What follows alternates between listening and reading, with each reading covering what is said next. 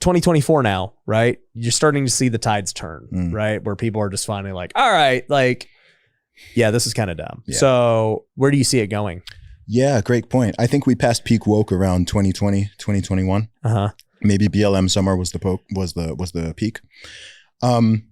What I see happening now is the pendulum genuinely starting to come back towards the center. I think we're seeing culturally and socially in the consciousness a rightward shift.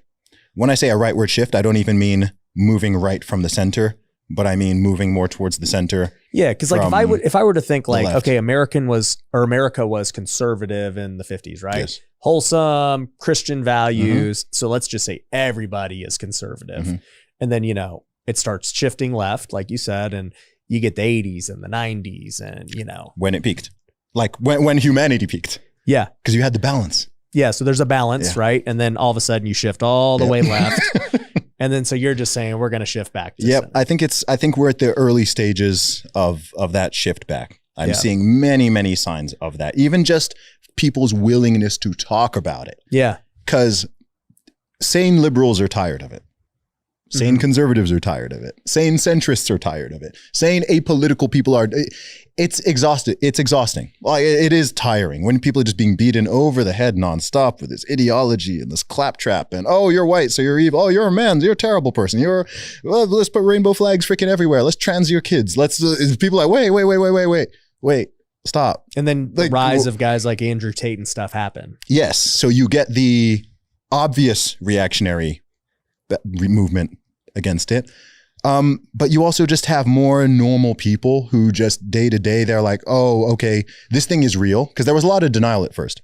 If I were to go to you in 2014 and be like, oh yeah, Ryan, you know that like in a couple of years, like, you know, men are just going to say that they're women and start competing in female sports and start breaking. You would have been like, come on, man, like shut up. That's not going to happen. Like, you'd be like, I feel like, man, you'll be surprised. And you know what? You know, they're going to start like trying to trans their kids and put them on hormones and stop them going. You'd be like, no, come on. Like no one's that crazy. Like they're not going to push for that.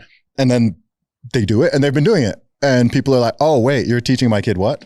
Right? Why has there been this spike in homeschooling? Why are people pulling their kids out of schools left, right? Yeah, exactly. Why?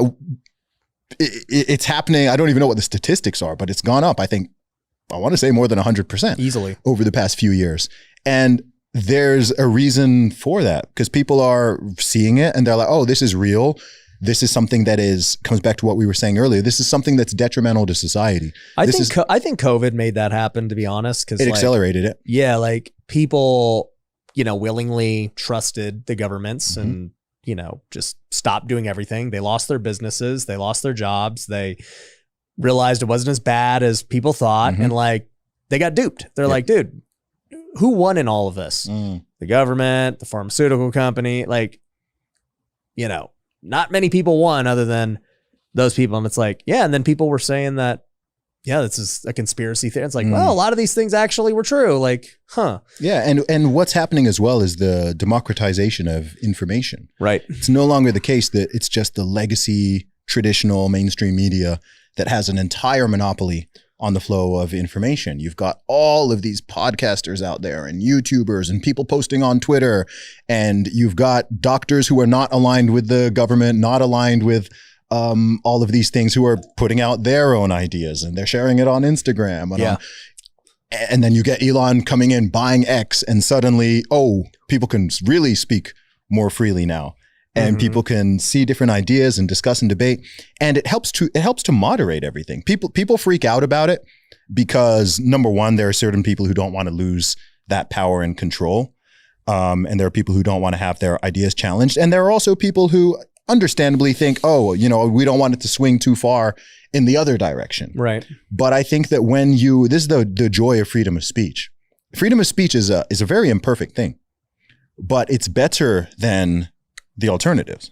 Yeah, it's better than censorship. It's better than censorship and control and a government, an entity just saying you cannot talk about this. You're banned from this. You're censored. You're blocked. Whatever it is. It's messy. because people have all sorts of you let a lot of dumb people say whatever they want. Like people have all sorts of ideas. It's a bit most people chaotic. are very smart. So it's chaotic. But if you allow the battle of ideas to take place, this is why things like wokeism rely on censorship, because the ideas are absurd.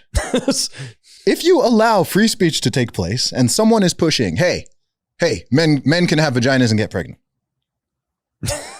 And for that notion to take priority in the mainstream and to chill other people, you need to threaten, cancel, deplatform, shame anyone who wants to counter it. Yeah. It was like with COVID. You delete the other half of the conversation. The argument, right? You delete the other half. Oh, that doctor disagrees. Get rid of him. Oh, look, all the doctors agree. Oh, no, he doesn't. Boom. Okay, they all agree again now, right? And they kept doing this.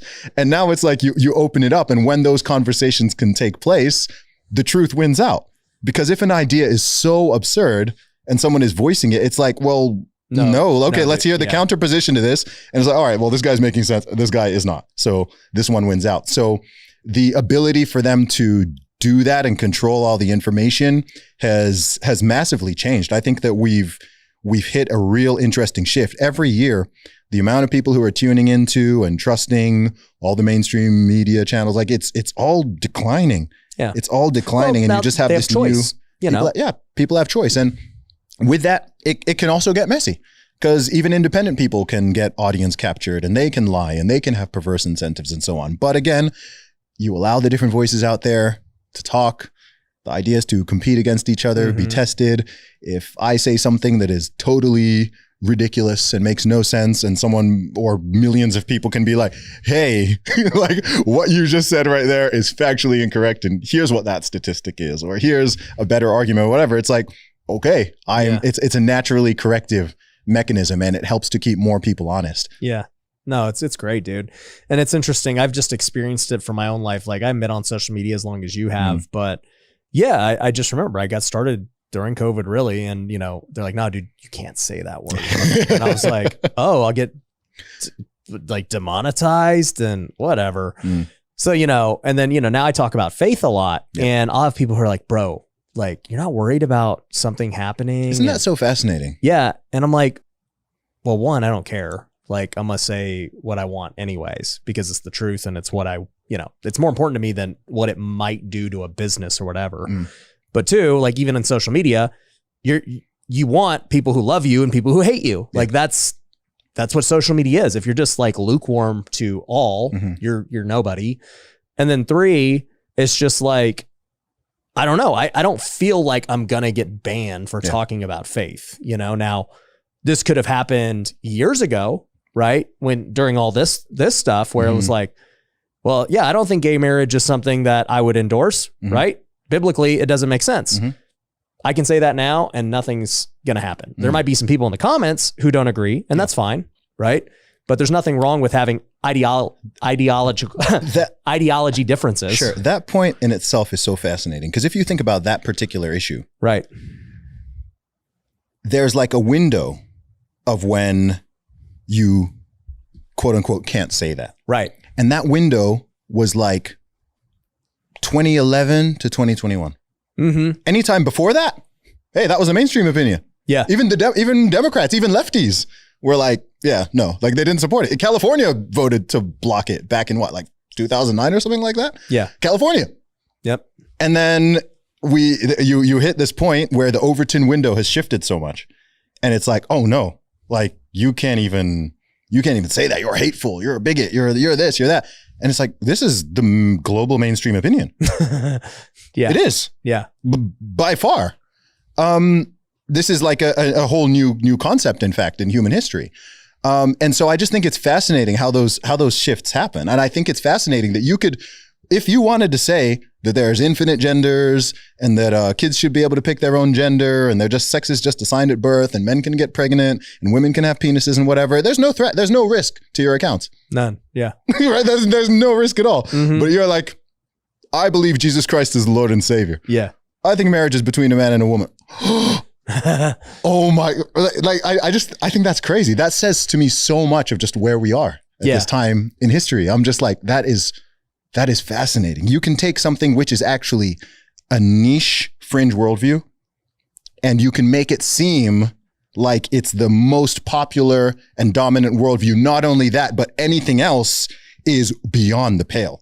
Anything else is like horrible, evil. Anyone who even dares to espouse that, even if they've got arguments and they can articulate their position, they're a terrible person and they need to be cast out. So it's very fascinating how these things shift around.